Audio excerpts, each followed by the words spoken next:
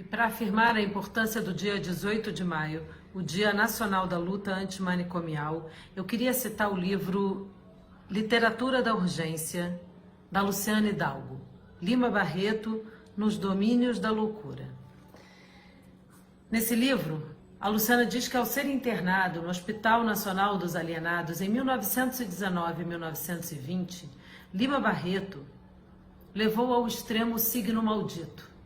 Mulato de origem humilde, nascido antes da abolição da escravatura, viu-se acrescentar-se aos clichês preconceituosos da época o de louco.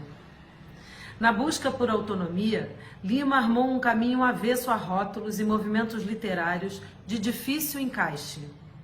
Apesar deste A lugar, o A social, o A intelectual perpetuou o combate. Dizer o indizível, o que a princípio não se poderia dizer, dado o caráter socialmente inaceitável do seu conteúdo. O que dizer da loucura? Que inimigo da nossa espécie é esse que se compraz em nos rebaixar? De onde vem isso? Aos que deliram, aos que se concentram no mutismo absoluto, aos que a moléstia mental fez perder a fala ou quase isso, aos berradores com seus gritos que enchem o ambiente, mas esses são relativamente poucos, aqueles que não. O espetáculo da loucura, não só no indivíduo isolado, mas sobretudo numa população de um manicômio, é dos mais tristes e dolorosos espetáculos que se pode oferecer a quem ligeiramente meditar sobre isso. Vou citar duas passagens. Uma do romance Triste Fim de Policarpo Quaresma e outra do Diário do Hospício. Era a constatação do isolamento, da diferença, pelo excesso de sonho, pela teimosia utópica. O abismo entre ele e os semelhantes culminaria com o diagnóstico de loucura, punida com uma internação. Ao descrever o manicômio em que Policarpo estava internado, Lima anunciava ideias sobre o assunto que gradativamente evoluiriam para verdadeiros tratados em obras subsequentes. O Diário do Hospício e o Cemitério dos Vivos. Flagra-se já nesse romance, escrito antes da primeira internação no Hospital Nacional dos Alienados, a familiaridade com o tema e o lugar. Só o nome da casa metia medo. O hospício. É assim como uma sepultura em vida, um semi-enterramento, enterramento do espírito, da razão condutora, de cuja ausência os corpos raramente se ressentem.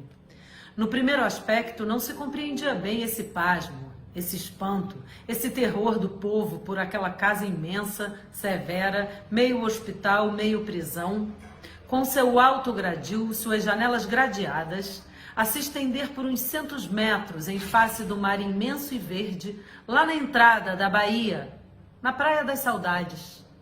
De resto, com aquela entrada silenciosa, clara e respeitável, perdia-se logo a ideia popular da loucura. O escarcéu, os trejeitos, as fúrias, o entrechoque de tolices ditas aqui e ali. Quem uma vez esteve diante desse enigma indecifrável da nossa própria natureza, fica amedrontado, sentindo que o germe daquilo está depositado em nós e que por qualquer coisa ele nos invade, nos toma, nos esmaga e nos sepulta numa desesperadora compreensão inversa e absurda de nós mesmos, dos outros e do mundo. Cada louco traz em si o seu mundo, e para ele não há mais semelhantes. O que foi antes da loucura é outro, muito outro, do que ele vem ser após.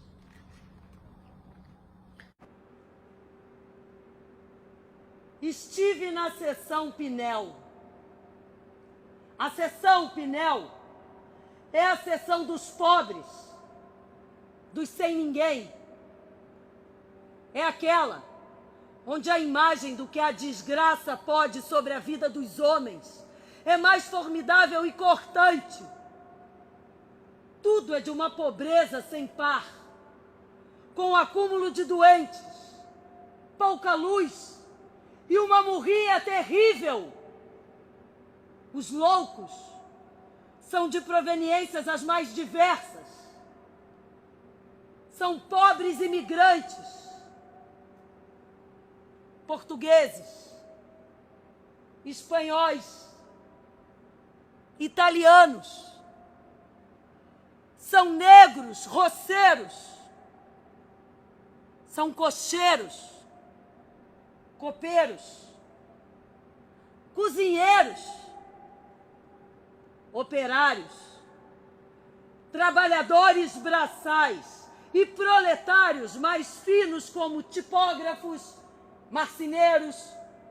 Na minha convivência, ou melhor, nas minhas convivências com os loucos, só 2 ou 3 eu vi chorar. O tal rapazola, da cama esquerda da minha, e um outro, na janela do salão de bilhar, quando delirava. Alguém o repreendeu por isso, mas ele, com propriedade e urbanidade, respondeu: o senhor nada deve observar-me, porque não sabe quais são os meus sofrimentos. A outra passagem do Diário do Hospício. Digo com franqueza, 100 anos que viva eu, nunca poderá apagar-me da memória essas humilhações que sofri. Não por elas mesmo, que pouco valem, mas pela convicção que me trouxeram de que essa vida não vale nada. Todas as posições falham e todas as precauções para um grande futuro são vãs. Eu tinha tudo, ou tenho tudo para não sofrê-las, tanto mais que não as provoquei. Sou instruído, sou educado, sou honesto, tenho procurado o mais possível ter uma vida pura. Parecia que sendo assim, que sendo eu um rapaz que antes dos 16 anos estava numa escola superior, que todos me gabavam a inteligência e mesmo até agora ninguém nega, estivesse acoberto de tudo isso. Desde a minha entrada na escola politécnica, que venho caindo de sonho em sonho. E agora, que estou com quase 40 anos, embora a glória me tenha dado alguns beijos furtivos, eu sinto que a vida não tem mais sabor para mim.